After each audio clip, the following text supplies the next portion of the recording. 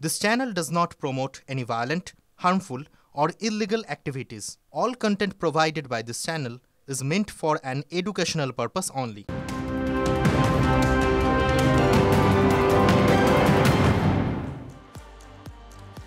নমস্কার, দেখছেন টিভি9 বাংলা।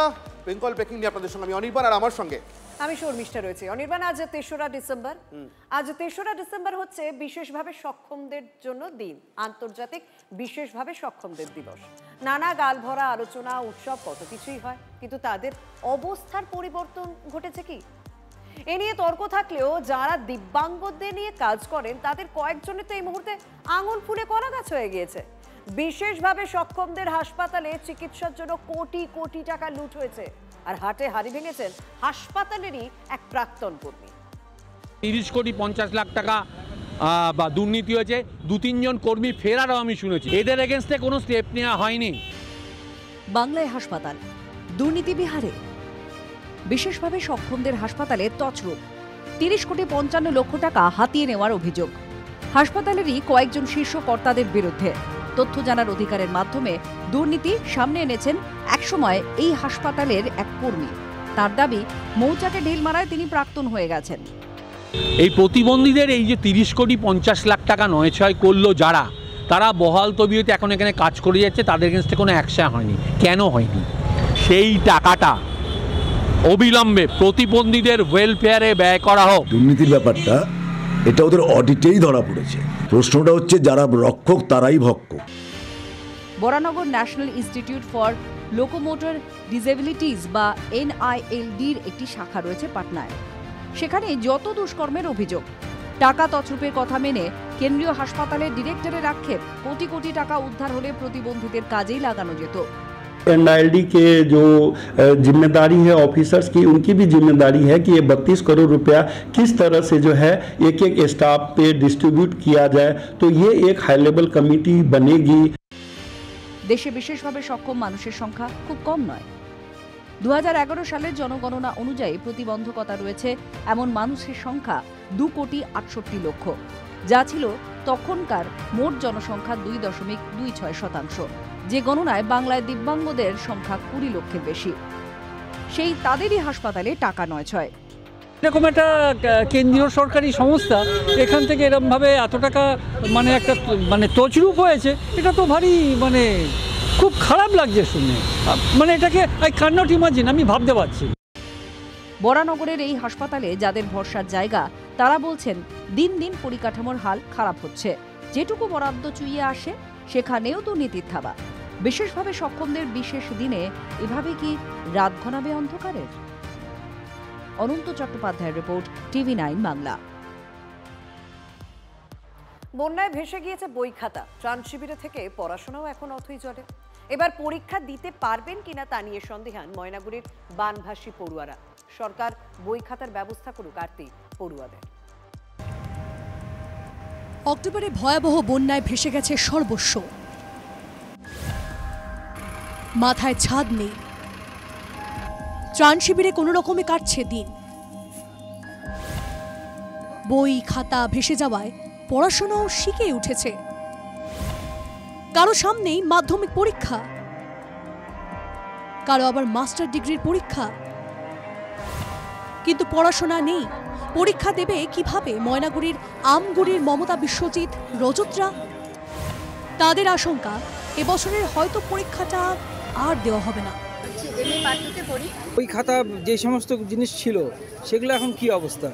সেগুলো কোথায় ভাসে নিয়ে গেছে সেটা খুঁজেও পাইনি এখনো পর্যন্ত। তো সরকার থেকে তোমাকে বই খাতা কিছু দেয় নাই? না, দেয়নি। বন্যার পর থেকে তো একদিনও এখনো বই কিছু পড়ি নাই। বইটাই এখন ভাবছি পরীক্ষা দিব কিনা, বাদের উপরে কিরকম করে পড়াশোনা করবো। বই খাতাও এখনো হাতে নেই। এবার মাধ্যমিক দিব, সাইকেল থেকে বই খাতা সব চলে গেছে। সরকার থেকে কোনো বই খাতা দেয়নি। বন্যা সব ভেসে গেছে? হ্যাঁ, সব ভেসে গেছে। তা এখনো পাও নাই? এখনো পাইনি। তো তাহলে পড়াশোনা করছো কিভাবে? এভাবে আছি এখনো। স্কুল কি যাচ্ছ? না, স্কুল কিভাবে যাচ্ছে? সাইকেল নেই, ইসে নেই। গত 5ই অক্টোবর বিধ্বংসী বন্যায় ভেসে যায় উত্তরবঙ্গের একাংশ। তারপর থেকে প্রায় 2 মাস পার, এখনো ত্রাণ শিবিরেই রয়েছেন বহু মানুষ। মৌলিক চাহিদা অন্ন, বস্ত্র আর বাসস্থানের দাবিতে জেলা শাসকের কাছে তারা ডেপুটেশন দিয়েছেন। কিন্তু এসবের মাঝে ঢাকা পড়ে গেছে পড়ুয়াদের সমস্যা। তাই এবার পড়ুয়াদের দাবি অন্ন বস্ত্র বাসস্থানের সঙ্গে তাদের শিক্ষারও ব্যবস্থা করা হোক। সরকাররা যদি আমাদের বাচ্চাদের স্কুলে যাওয়া, বই, সাইকেল এগুলো যদি ব্যবস্থা করে দেয় তাড়াতাড়ি। সামনে তো মাধ্যমিক পরীক্ষা, আমার বড় মেয়ে হচ্ছে সামনে মাধ্যমিক পরীক্ষা দিবে, কিন্তু তাদের তো এখন বর্তমান পড়াশোনা একদমই বন্ধ বাড়িতে। জেলা শিক্ষা আধিকারিক অবশ্য বিষয়টি নিয়ে দ্রুত ব্যবস্থার আশ্বাস দিয়েছেন। তো জানতাম না, মাধ্যমিক খবরটা পেলাম। কোনো স্কুল অথরিটি আমাদের কাছে এরকম রিপোর্টিং করেনি, যদিও আমি খুব রিসেন্ট এসেছি। তো আমরা লোকাল যে এসব স্কুলস আছে এবং যে স্কুল আছে হাই স্কুল, তাদের মাধ্যমে খবর নিয়ে আমরা অ্যাজ আর্লি অ্যাজ পসিবল চেষ্টা করবো বাচ্চাদেরকে বইগুলো দিয়ে দেওয়া। কিন্তু আর কবে? 2 মাস তো হয়ে গেল। বইয়ের সঙ্গে সম্পর্ক ছিন্ন হয়ে গেছে ত্রাণ শিবিরে থাকা কিশোর কিশোরীদের। শেষ মুহূর্তে বই পেলেও কি পরীক্ষাটা দেওয়ার মানসিকতা থাকবে? জলপাইগুড়ি থেকে নীলেশ্বর সান্যালের রিপোর্ট, TV9 বাংলা। আচ্ছা, কাটমানির জন্য পড়ুয়াদের জীবন নিয়ে ছিনিমিনি। 3 দিনে ধসে গেল স্কুলের শৌচালয়, সেপটিক ট্যাঙ্ক। 3 দিনে নিম্নমানের সামগ্রীতেই ডেকে আনলো বিপদ, বলছেন স্থানীয়রা। এলাকায় থেকেও কিছুই জানেন না পুরুলিয়ার জেলা পরিষদের সভাধিপতি। 2 লক্ষ টাকা মিশল মাটিতে। স্কুলের শৌচালয় তৈরিতেও দুর্নীতি। টাকার জন্য খুদে পড়ুয়াদের জীবন নিয়েও ছিনিমিনি। তৈরি হওয়া 3 দিনের মধ্যে ধসে গেল শৌচালয়ের সেপটিক ট্যাঙ্ক। পুরুলিয়ার চাকলতোর প্রাথমিক বিদ্যালয়ে পড়ুয়ার সংখ্যা 190। তাদের জন্য পঞ্চায়েত থেকে শৌচালয় তৈরির জন্য টাকা বরাদ্দ করা হয়। 2 লক্ষ টাকা খরচ করে শুরুও হয়েছিল শৌচাগার তৈরির কাজ, কিন্তু সেপটিক ট্যাঙ্ক তৈরির 3 দিনের মাথাতেই অঘটন। ধসে গেল পুরো সেপটিক ট্যাঙ্ক। সব জায়গায় দুর্নীতি হচ্ছে, ওটা তো হচ্ছে, আপনারা সবাই জানছেন যে সব জায়গায় দুর্নীতি হচ্ছে। যেই পাচ্ছে সেই বলে আমি কত কামিয়ে কম মাল দিয়ে আমি ভালো বেশি তার আমার ঘরে ঢোকাতে পারবো। স্থানীয়দের অভিযোগ, অত্যন্ত নিম্নমানের সামগ্রী দিয়ে কাজ করছিলেন ঠিকাদার। বারণ সত্ত্বেও কথা শোনেননি ঠিকাদার। তৃণমূল পরিচালিত জেলা পরিষদের সভাধিপতির বাড়িও কাছেই। তিনিও নাকি সব জেনেও চুপ করেছিলেন। 3 দিনও থাকে নাই, মানে বানার পরে জল দিয়েছে, জল দেওয়ার পরেই ভেঙে পড়ে আছে। মেটেরিয়াল দেয় নাই, একদম সিমেন্ট ফেমেন্ট, বিনা সিমেন্টে গেঁথে নিয়েছে। সিমেন্টারি সভাধিপতির বাড়ির সামনেই যাতায়াত করেন, দেখেন, কিন্তু মুখে কুলুপ, ওনার বলার কোন নাই। শুধু তাই নয়, স্থানীয়দের অভিযোগ, দুর্নীতিতে শাসকের পাশাপাশি পঞ্চায়েতের বিরোধী সদস্যেরও সমর্থন আছে। দুর্নীতি, পুরা দুর্নীতি। দুর্নীতি মানে একদম সাপোর্টে দুর্নীতি হয়েছে। বিরোধী আছে, বিরোধীরা একটা রাও কাটে না, বিরোধীরা এখন পর্যন্ত পঞ্চায়েতে যত কাজ। যদিও কাটমানি ইস্যুতে তৃণমূলকে আক্রমণ শানাতে ছাড়েনি বিজেপি। বর্তমান সরকার, এই যে কাটমানি সরকার, এই সরকারের এই যে কাটমানি খেতে খেতে এমন অবস্থা হয়েছে, যারা ঠিকা পেয়েছে তাদের যে টাকা তারা যে প্রফিটটা তুলবে সেই স্কোপটাও নেই। তার ফলে কোথাও আপনারা দেখেছেন যে সেখানে লোহার বদলে বাঁশ দিয়েও ঢালাই হয়ে যাচ্ছে। তো এখানে এই সরকারের আমলে এটা তো স্বাভাবিক ব্যাপার। আর এলাকায় থেকেই এই নিয়ে কিছুই নাকি জানেন না জেলা পরিষদের সভাধিপতি। সেটা নিয়ে আমার কাছে এইভাবে কোনো কমপ্লেন আসেন। যদি এরকম কিছু হয়ে থাকে আমি অবশ্যই তদন্ত করা, আমার যারা অফিসার আছেন তাদেরকে তদন্ত আমি জানাবো, তদন্ত করার জন্য। এবং যে কন্ট্রাক্টর এইভাবে নিম্নমানের ম্যাটেরিয়াল দিয়ে কাজ করছে, তো অবশ্যই সেই কন্ট্রাক্টরের বিরুদ্ধে যথাযথ ব্যবস্থা নেওয়া হবে। পড়ুয়াদের জন্য শৌচালয় তৈরি হচ্ছে, সেখানেও ভাগ বসাচ্ছে লোভীরা, যার জেরে পুরোপুরি তৈরি হওয়ার আগেই ধসে গেল। যদি পড়ুয়ারা এটা ব্যবহার করার সময় এই ঘটনা ঘটত, তখন কি হতো? পুরুলিয়া থেকে তপন হালদারের রিপোর্ট, TV9 বাংলা।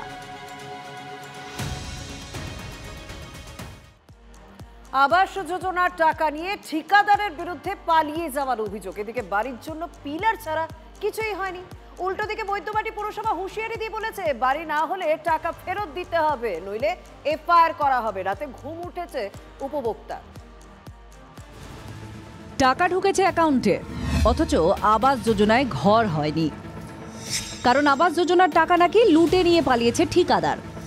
অভিযোগ, সেই ঠিকাদার নাকি তৃণমূল ঘনিষ্ঠ। বৈদ্যবাটি পুরসভার 22 নম্বর ওয়ার্ডের আদর্শনগর এলাকার বাসিন্দা নানু চক্রবর্তী।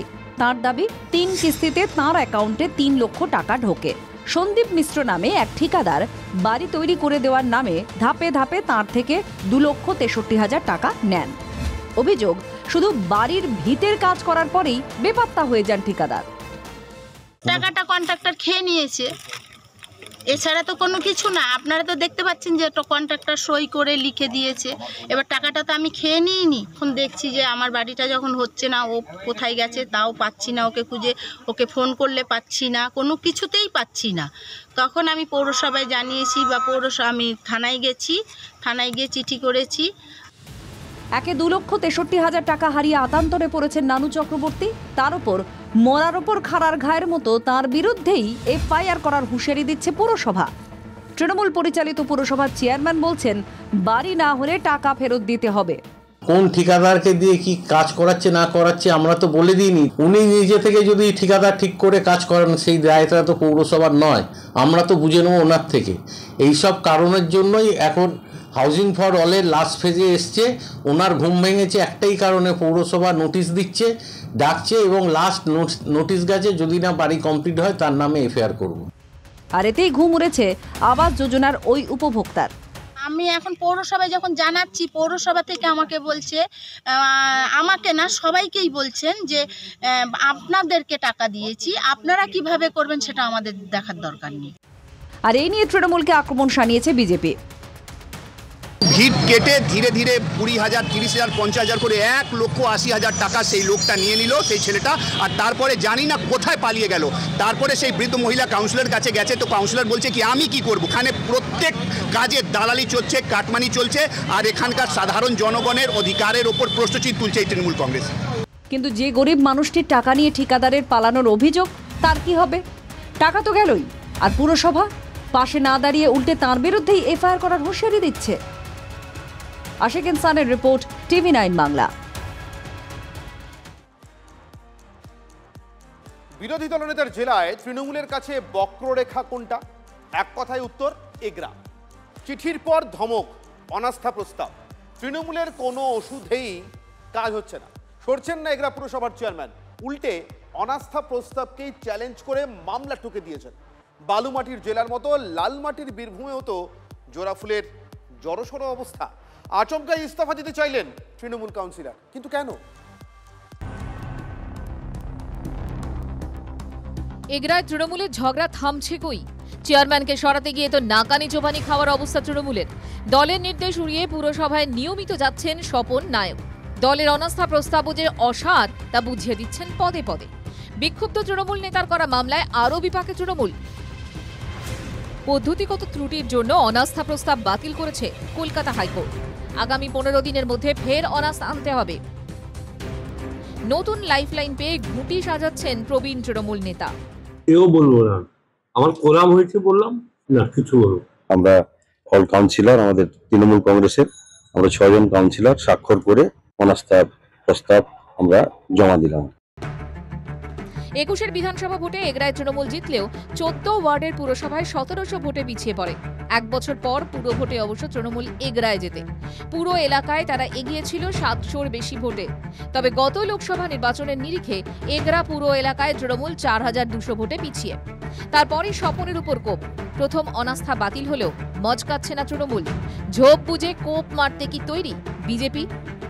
সুপ্রিম লিডারের নির্দেশ না মেনে কেউ যদি দলকে বিড়ম্বনায় ফেলতে চান, দল সেটা বরদাস্ত করবে না। আবার কি অনাস্থা না হবে? নিশ্চিতভাবে আসবে। এগরার মানুষের মানসিকতা যেদিকে থাকবে, সেই এগরা মানুষ যা চাইবেন সেভাবেই বিজেপি করবে, সেভাবেই বিজেপি এগোবে। এগরায় তৃণমূলের ঘরে নিঃশ্বাস ফেলছে বিজেপি, কিন্তু সিউড়িতে তো ত্রিসীমানায় নেই বিরোধীরা। তারপরও সিউড়িতে শাসকের সংসারে ডামাডোল। আচমকাই ইস্তফা দিতে চাইলেন 10 নম্বর ওয়ার্ডের তৃণমূল কাউন্সিলর মোহাম্মদ আব্দুল সাফি। সিউড়িতে তৃণমূলের পরিচিত মুখ সাফি, শাসক দলের তিনি শহর সভাপতি। এহেন নেতা ইস্তফার ইচ্ছা প্রকাশের চিঠি ঘিরে সিউড়ির রাজনীতিতে শোরগোল। কিছু কিছু ক্ষেত্রে বাধাপ্রাপ্ত হচ্ছে, সেটাই। তাছাড়া কেন আমি রিজাইন করতে হবে হঠাৎ? এরকম কথা হচ্ছে লোকের মারফত জানতে পারছি, এখন আমার কাছে সেরকম তথ্যই জানা নাই, আমার কোনো কাগজই আসে। এটা হচ্ছে মূল কথা। 2022-এর পুরো ভোটে সিউড়ির 21টি ওয়ার্ডেই জেতে তৃণমূল, কিন্তু গত লোকসভা ভোটের নিরিখে তৃণমূল মাত্র 2টি ওয়ার্ডে লিড পায়। বিজেপি এগিয়েছিল 19টি ওয়ার্ডে। কেন বিরোধী প্রার্থীকে রাতারাতি উইথড্র করেছিল ভয় ধরিয়ে?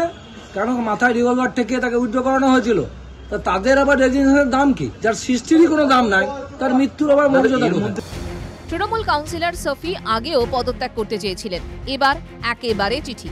একের পর এক তৃণমূল পরিচালিত পুরসভায় দলের নেতাদের নিয়ে শাসকের সমস্যা কিন্তু পুরো দস্তুর। কনিষ্ক মাইতি ও হিমাদ্রি মণ্ডলের রিপোর্ট, TV9 বাংলা। শর্মিষ্ঠা, নবাবের জেলা মানে মুর্শিদাবাদের কথা বলছি, এখানে কিন্তু জেতা মানে কিছুটা হলেও এই গণতন্ত্রের যুগেও একটু নবাবই তো বটেই, কিন্তু সেই নবাবই এবার প্রায় শূন্য করে দেওয়ার হুঁশিয়ারি। প্রসঙ্গ বিধানসভার ভোট। মুর্শিদাবাদ জেলায় তৃণমূলের সেরা পারফরমেন্স ছিল 2021-এ, মানে ঠিক আগের ভোটে, কিন্তু বিরোধী দলনেতার ভবিষ্যৎবাণী 2026-এর নির্বাচনে নবাবগড়ে নাকি শূন্য হয়ে যাবে মমতা বন্দ্যোপাধ্যায়ের দল। কটাক্ষের সুরেই এ প্রসঙ্গে পাল্টা জবাব দিয়েছে তৃণমূল। তরজার নেপথ্যে মেরুকরণের রাজনীতির অঙ্কই দেখছে বাম আর কংগ্রেস, আর চলছে রাজনৈতিক তরজা। 22টা সিটেই তৃণমূল কংগ্রেসকে হারাবে, আমি আপনাকে বলে দিলাম। মুখ্যমন্ত্রী যখন মুর্শিদাবাদের পথে, তখন দিল্লি যাওয়ার পথে ভবিষ্যৎবাণী করে গেলেন বিরোধী দলনেতা। 26-এর ভোটে নবাবগড় থেকে তৃণমূলকে খালি হাতে ফিরতে হবে বলে দাবি করলেন। এখানে লড়াই হবে বিজেপির সঙ্গে, কংগ্রেস, সিপিএম, আইএসএফ এর সঙ্গে। তৃণমূলের অস্তিত্ব থাকবে না 22টা সিটের একটা সিটে।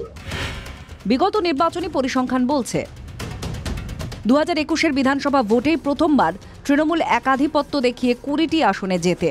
বহরমপুর ও মুর্শিদাবাদ আসনে জয়ী হয় বিজেপি। 2024-এর লোকসভা ভোটে জঙ্গিপুর, বহরমপুর ও মুর্শিদাবাদ 3টে লোকসভাই যায় তৃণমূলের দখলে। সেই ফলাফলের নিরিখে 22টি বিধানসভা কেন্দ্রের মধ্যে তৃণমূল 14টিতে এগিয়ে, আর বিজেপি এগিয়ে 3টিতে। এছাড়া কংগ্রেস 4 এবং সিপিএম 1টি করে আসনে এগিয়ে রয়েছে।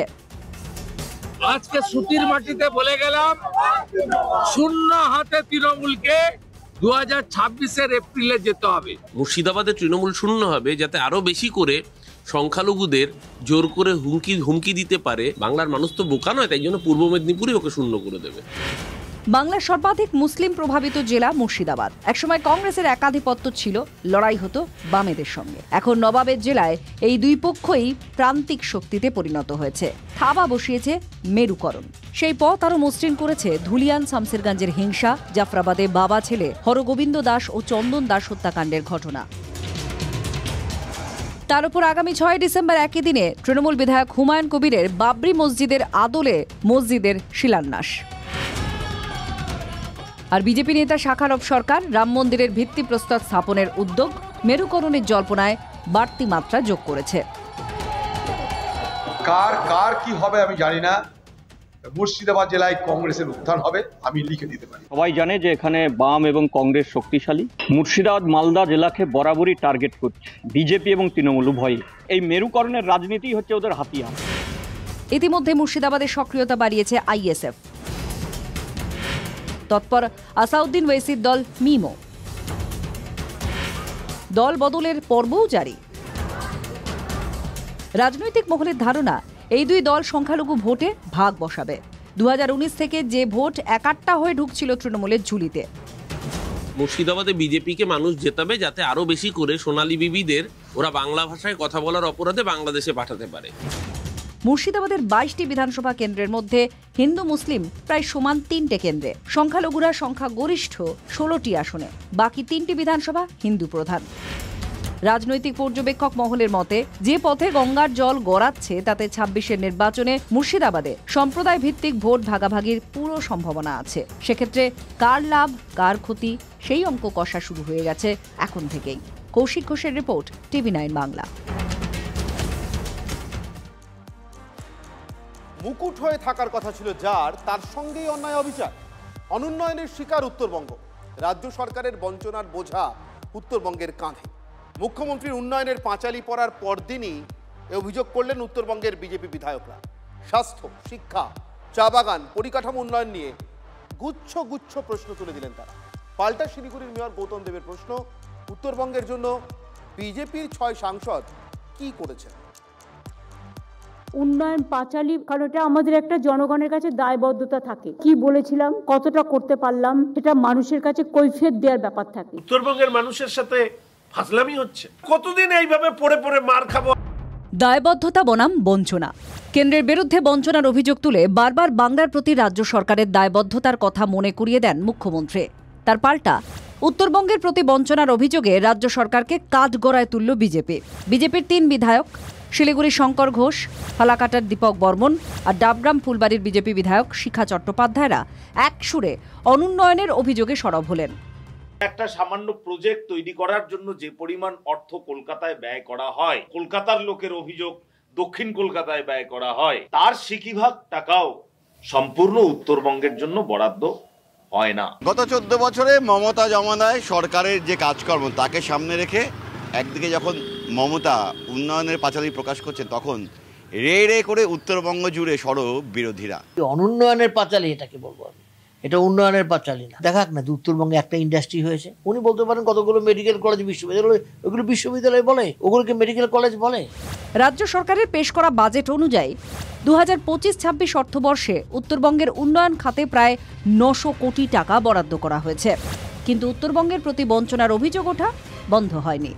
স্বাস্থ্য, শিক্ষা, পরিকাঠামো, কর্মসংস্থান, চা বাগানের দুর্দশা, পাহাড়ের পরিস্থিতি, বহু ইস্যু।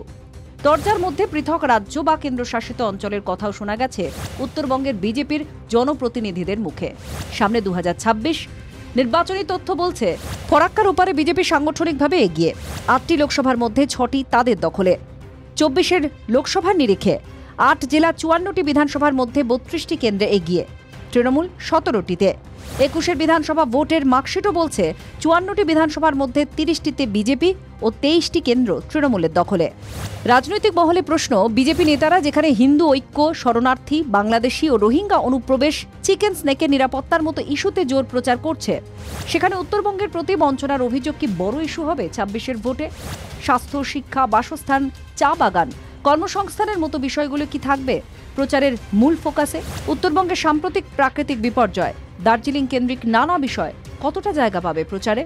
আমাদের উত্তরবঙ্গে বার্ন ইউনিট নেই, ক্যাথ ল্যাব নেই, নিউরোসার্জন নেই, প্লাস্টিক সার্জন নেই, একটা ভালো গ্যাস্ট্রোএন্টারোলজি ডিপার্টমেন্ট নেই। উত্তরবঙ্গ থেকে শিল্পপতিরা পালাচ্ছে। রাজ্যের সরকার কেন্দ্রের সরকারকে প্রতিবন্ধকতা তৈরি করে এই রাজ্যের উন্নয়নের ক্ষেত্রে কেন্দ্রীয় সরকারি অর্থ খরচ করবার জন্য। তোমরা কেন্দ্রে আছো, তোমরা উত্তরবঙ্গে একটা বড় অংশে জিতেছো, তোমরা কি করেছো? তোমরা সেটা হোয়াইট পেপার প্রকাশ করো। ভোটের সময় এরা এই উত্তরবঙ্গ বঞ্চিত, আলাদা দার্জিলিং চাই, এই সেপারেটিস্ট মুভমেন্ট করবে, জাতপাত আর ধর্ম নিয়ে ভোট করতে আসবে।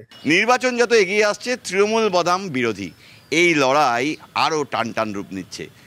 সেই কারণেই এই নির্বাচনের আগে একদিকে যখন মমতা বন্দ্যোপাধ্যায় উন্নয়নের পাঁচালী পড়ছেন, তখন উত্তরবঙ্গে সরব বিরোধী রাজনৈতিক দলগুলি। ক্যামেরায় দীপায়নের সঙ্গে প্রসেনজিৎ, TV9 বাংলা।